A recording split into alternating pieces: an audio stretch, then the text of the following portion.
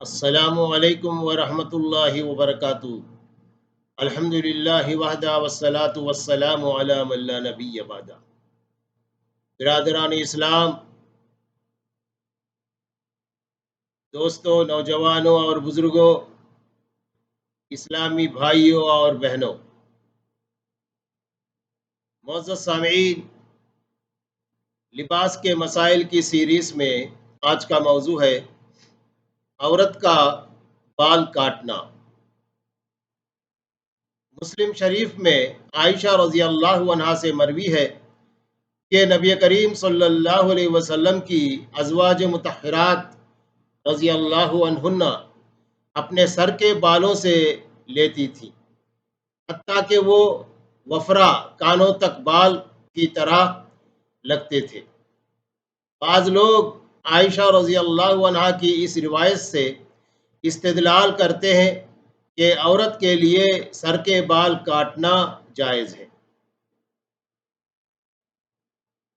مسلم شریف کی مذکورہ بالا روایت کے بارے میں محدثین کرام نے یہ وضاحت فرمائی ہے کہ ازواج مطہرات رضی اللہ عنہن نے رسول اکرم صلی اللہ علیہ وسلم کی حیات طیبہ میں ایسا نہیں کیا، بلکہ آپ صلی اللہ علیہ وسلم کی وفات مبارکہ کے بعد ترک زینت کی نیت سے ایسا کیا۔ محدثین کرام کے اس موقف کو درج ذیل دلائل کی وجہ سے مزید تقویت ملتی ہے۔ حج یا عمرے کے موقع پر رسول اللہ صلی اللہ علیہ وسلم نے خواتین کو مردوں کی طرح بال کاٹنے کا حکم نہیں دیا، بلکہ فرمایا عورتیں اپنے سر کے بال نہ منڈوائیں بلکہ کٹوائیں۔ ابو داؤد۔ اس حدیث کی روح سے علماء اور فقہا نے عورتوں کو 2 پور کے برابر بال کاٹنے کی اجازت دی ہے، یعنی پور کا مطلب 1 اور 2۔ رسول اکرم صلی اللہ علیہ وسلم کی صاحبزادی زینب رضی اللہ عنہا فوت ہوئی تو انہیں غسل دینے کے بعد سر کے بالوں کی 3 چوٹیاں بنا کر پیچھے کی طرف کر دی گئی۔ بخاری۔ اس روایت سے یہ بات واضح ہو رہی ہے کہ اہل بیت کی خواتین میں سر کے بال لمبے رکھنے کا معمول تھا۔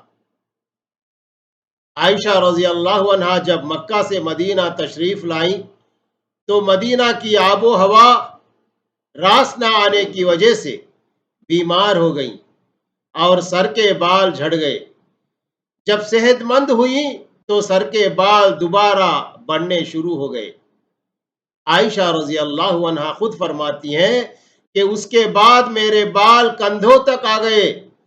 بخاری۔ جس کا مطلب یہ ہے کہ رسول اللہ صلی اللہ علیہ وسلم کی حیات طیبہ میں عائشہ رضی اللہ عنہا کے بال طویل تھے۔ رسول اکرم صلی اللہ علیہ وسلم کے سر مبارک کے بال کانوں تک تھے۔ بخاری مسلم۔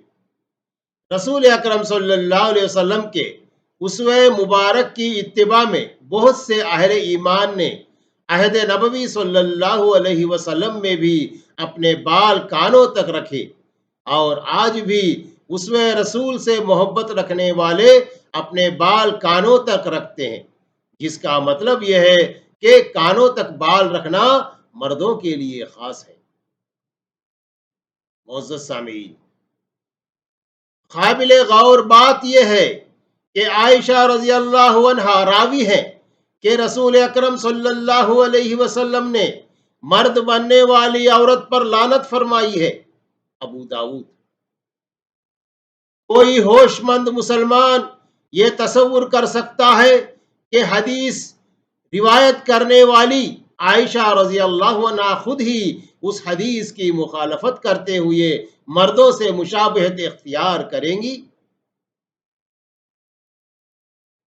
زمانے قدیم سے عورت کے لمبے سیاہ بال اس کی خوبصورتی اور زینت کی علامت سمجھے جاتے ہیں۔ آج بھی تمام پردے دار اور گھریلو خواتین لمبے بال رکھنا پسند کرتی ہیں اور ان کی حفاظت کرتی ہیں، جبکہ بال کٹوانے والی خواتین وہی ہوتی ہیں جو آبرو اور بھویں بنواتی ہیں، تنگ اور باریک لباس پہنتی ہیں، منی اسکرٹ استعمال کرتی ہیں، بیوٹی پارلروں میں جا کر اپنے جسم گدواتی ہیں اور بال صاف کروانے کے لیے اپنے آپ کو اریاں کرتی ہیں، سارے جسم پر مہندی سے بیل بوٹے بنواتی ہیں، خوبصورتی کے لیے چہرے کی سرجری وغیرہ کرواتی ہیں۔ عائشہ رضی اللہ عنہا کے عمل سے استدلال کرنے والے حضرات سے ہم پوچھتے ہیں، بال کٹوانے والی خواتین کے مذکورہ بالا اعمال میں سے کون سا عمل ایسا ہے جس کی اسلام اجازت دیتا ہے؟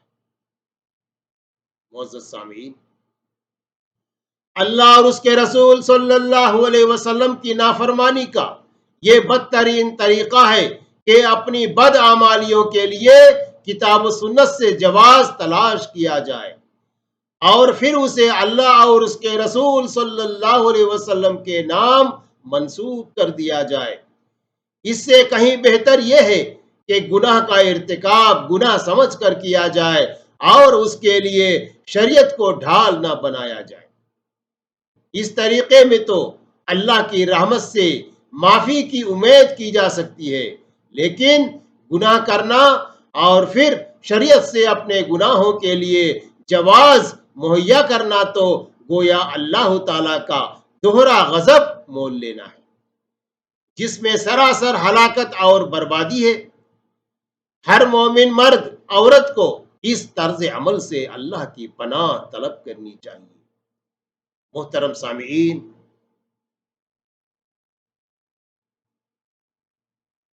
یہ تھے خواتین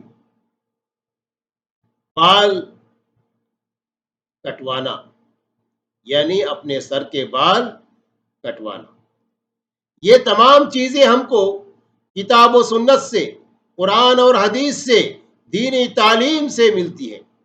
اسی لیے رسول اللہ صلی اللہ علیہ وسلم نے فرمایا، خیرکم من تعلم القرآن وعلمہ، تم میں سے بہترین شخص وہی ہے جو قرآن کو سیکھے اور سکھائے، یعنی سکھانے والا بھی بہترین شخص ہے اور سیکھنے والا بھی بہترین شخص ہے۔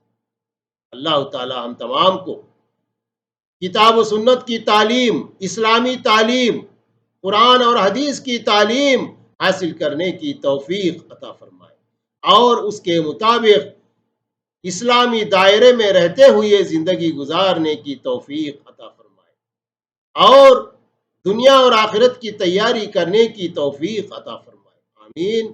وآخر دعوانا ان الحمد للہ رب العالمین۔ السلام علیکم ورحمۃ اللہ وبرکاتہ۔